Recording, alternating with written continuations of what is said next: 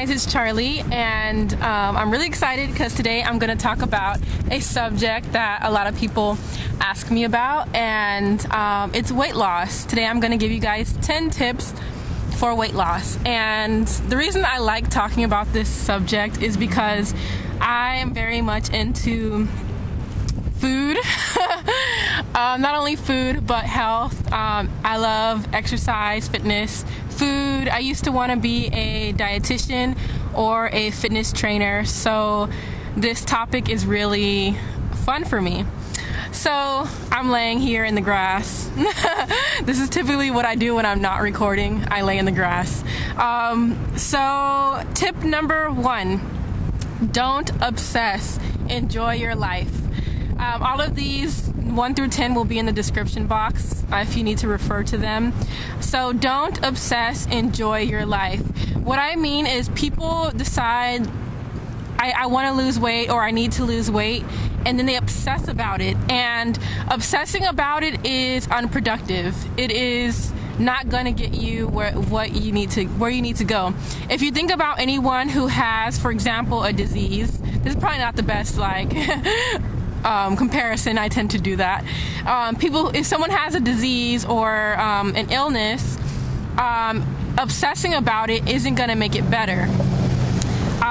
They accept, okay, this is my current situation, and then they take the steps. They find out what they need to do to either make it better, to heal that illness, or to cope with it.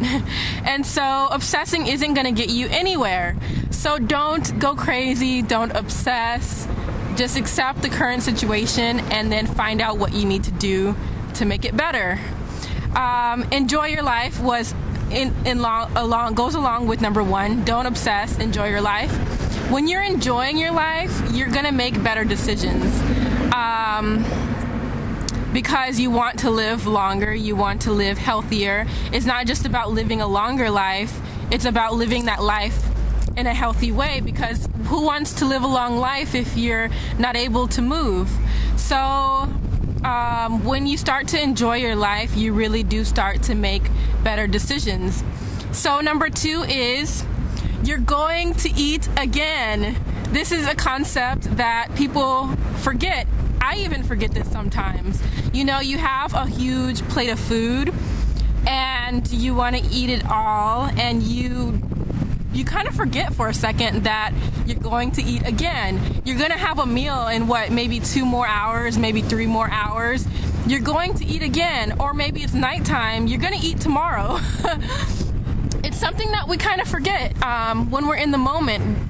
You're at a restaurant and you forget that I'm gonna have a next meal. You don't have to eat the whole thing. You don't have to eat the whole buffet. You're going to eat again. And I think it's really easy for people to eat too much when they forget that they are going to eat again. And if you remember that the next time you eat, you'll remember that you don't need a whole bowl of pasta. You can share. This is typically what I try and do, is order with my friend and share half of it, because we're going to eat again. So number 3, this is something that I did when I was in Korea that helped me lose weight, and that is jump roping. I would jump rope for 10 minutes a day, and jump roping burns a lot of calories. If you can do jump roping for an hour, you're just an amazing person. Try doing 10 minutes of jump roping. Even if you don't have a jump rope, pretend you have a jump rope and move your arms and jump as if you have a jump rope. You will burn a lot of calories by jump roping. You'll get your heart rate up. You will be tired when you're done, but you also have this energy, like this. While you are tired, it's like this energetic tiredness. Jump roping is definitely something that I incorporated when I was in Korea that helped me lose weight. And not only does it burn calories, it's simple. Like, even if you don't know how to jump rope, you can start by trying to learn how to jump rope and try and beat yourself. So for example, see how long you can go without messing up, and then so count, but then try and beat your next score. So that's something that's really simple. You can do it as a traveler. A jump rope is a very simple object that you can travel with. The number 4 is a food journal.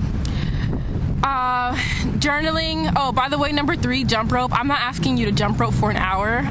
10 minutes is all I did, and 10 minutes was definitely what I give credit to for a lot of my weight loss. So number 4 is keeping a food journal. While I did say don't obsess, it's also about being conscious about what you're eating. And so a lot of people eat throughout the day not realizing what they're eating or how much they're eating. And by keeping a food journal, what I mean is write down what you're eating, write down how much you're eating. For example, if you're going to eat some French fries, this is not a good example. And if you're gonna write down, first try writing down exactly what you eat without changing what you eat. Just go through your day as normal, not really trying to change what you're eating, but being conscious of what you're eating. So see what you eat. If you eat 20 French fries, write 20 French fries. I'm not saying as you eat, say 1, 2, 3. No, maybe like give a observation of approximately how many you can go through before. Okay, I have 20 French fries here. Be conscious of what you're eating and how much you're eating. By doing this, you're able to look back throughout your day and say, wow, like I ate so much. Because when you're in the moment, you're just thinking, I'm just eating this right now. You're not really thinking, okay, for breakfast I had this, I had a snack for this, I had this, and then I had this, I had a cupcake, oh, I forgot in the car, I ate a bagel. Like, you forget these things, I think kind of on purpose, because you don't want to remember what you ate. But if you are able to write down exactly what you're eating and look back at it and go, wow, I could eliminate this from my meal, or not eliminate, I can limit this, I don't really need this, I can incorporate this instead. You're becoming a little more conscious of what you're putting in your body. So a food journal is not really meant to become this obsessive thing. It's more to become conscious. The other thing that you can incorporate in your food journal is your weight, and I'll get into this in another video. So write down your weight at least once a week so that you can keep track of your weight and how it fluctuates. So the next thing is number 5. Number 5 is walk. Walking is the most simple thing that you can do, but it seriously can make such a big difference. I walked, what I would do is I incorporated my walking with my jump roping. So instead of walking for an hour, I walked for 50 minutes. So what I did was 50 minutes of walking and 10 minutes of jump rope. That way it's an hour workout. So what I would do is I would walk for 30 minutes in one direction. I'd stop and jump rope for 10 minutes, and then I'd walk back. But I'd try and walk a little bit faster. That way, instead of doing 30 minutes back, I would do 20 minutes back. You can also, instead of doing 20 minutes back, you can do 30 minutes back and walk at the same pace. But walking is such a simple but very rewarding thing. Like, it's a very rewarding activity because when you walk, you're getting outside, you're moving your body, you're not really exerting yourself to a point where you're just like sweating and just like dripping in sweat, but it's just the most simple activity but you can still lose weight. And this is something that people forget because, you know, a long time ago people didn't have cars or video games, and they walked everywhere, and they were thinner, but also it's not just the thinness, it's like you're working your heart, you're making your heart better and your body better. And walking is just a simple activity that we've seemed to have forgotten. And what I do since I've come back from Korea, I walk to the store. It takes me 30 minutes to get there, and I'll walk back. And so instead of driving there, I am becoming conscious of what I need. Like, what do I really need to buy at the store? I don't need to pick up a whole bunch of things that I don't need because I'm gonna have to walk back home with all of them. So I go to the store more often, but I'm walking more often at the same time because I am only picking up what I need. And so that means that when I run out of what I need, I'm going to go back to the store to get it. I also walk to the post office because it only takes about 15 minutes. So that's a 30-minute walk right there. So try and find ways to walk instead of driving. Number 6 is sleep. Sleeping is the most wonderful activity. Well, not the most wonderful, but one of the top ones on my list. And by sleeping and getting more sleep, that eliminates more time for you to eat. I am a night owl and I love to be awake at night. It's just so peaceful. Everybody's asleep. There's not a lot of cars driving by where there's no not a lot of noise pollution. And so I just love being awake. But when I'm awake, I tend to eat more because there's more hours that I'm up. So by getting more hours of sleep, that eliminates the amount of time you have to eat. And also when you're awake at night, you tend to go for the junk, less than like the healthier stuff. So by getting more sleep, you're giving your body more rest, allowing your body to get ready for the next day, digest and everything, all the stuff that you have already eaten, but also giving yourself less time to actually put more stuff inside of your body. Your body needs some time to clear itself, to cleanse. That's the time for your body to cleanse. So get enough sleep. Number 7 is cook your own food. By cooking your own food, you are finding out what is actually in your food. Instead of going to a restaurant where you don't know what exactly ingredients they're putting in your food, you don't know, what energy is being put into your food. By cooking your own food, you're becoming more conscious, and this is something I started to do in Korea, is I decided to cook more of my own food. Putting my own energy into it and going out of my way to research some of the things that I was eating to find out what nutrients are going into my body and how I am helping my body to be strong.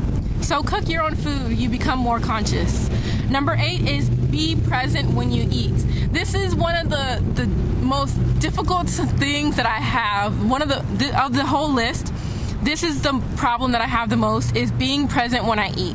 When I eat, I seriously inhale my food. I just scarf it down, and I always forget to be present when I eat. This concept is something that I learned when I went to the Buddhist temple. In Korea, I learned the process of eating is important, not just eating. And there's a long process for cleaning your bowl, putting which food where, and eating and enjoying the process of eating and cleaning up your bowl. It was so precise. There were specific things you did, and I learned that it's not the eating that is important, it is the process of eating. And so being conscious while you eat, be there, be one with your food. So turn off your TV. I like to eat and watch TV, and you don't realize you're eating. So when you don't realize you're eating, you're just putting food into your body and you don't realize how much you're eating. You don't even realize that you're eating. Sometimes you're eating and watching TV, and then you look down and all of your food is gone, and you're like, did I eat all of this? Did I eat?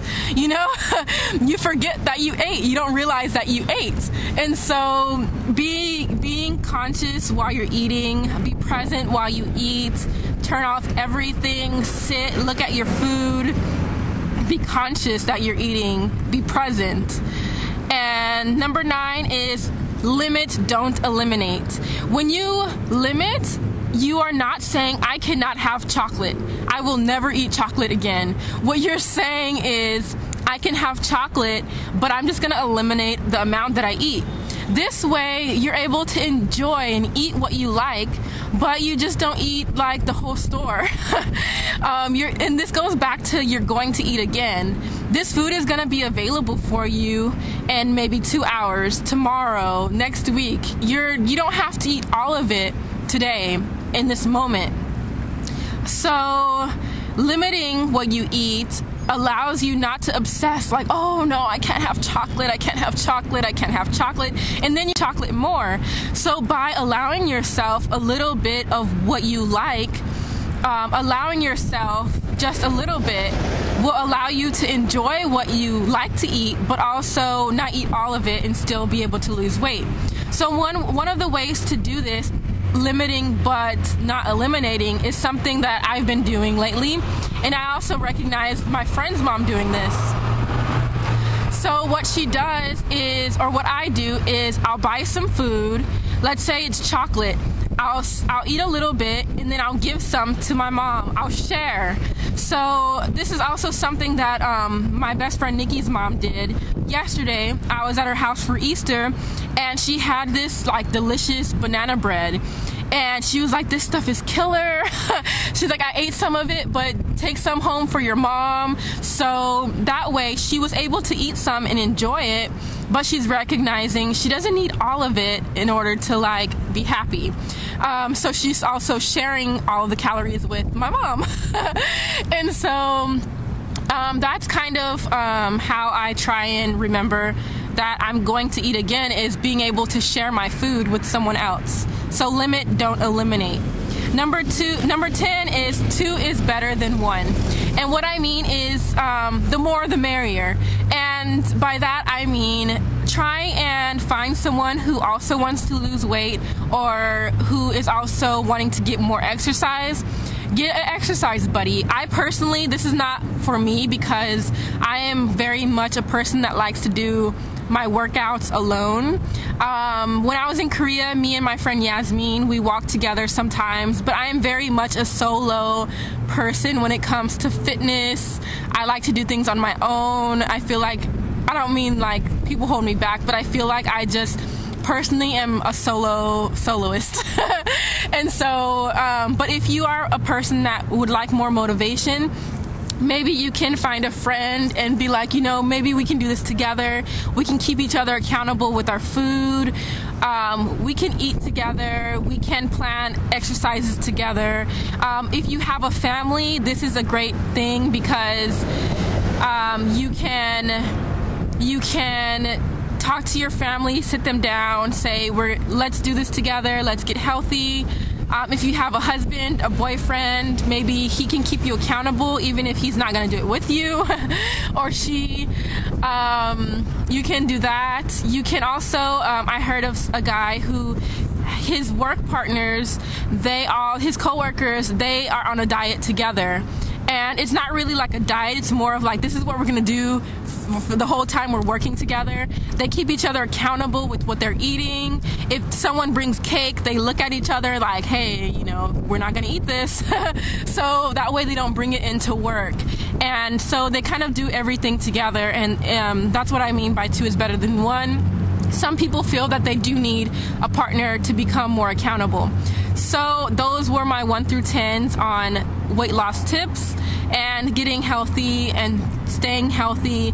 I have so many tips for you guys, so hopefully I will do another video very soon because I have a lot of like ways to stay healthy, to get fit, to lose weight.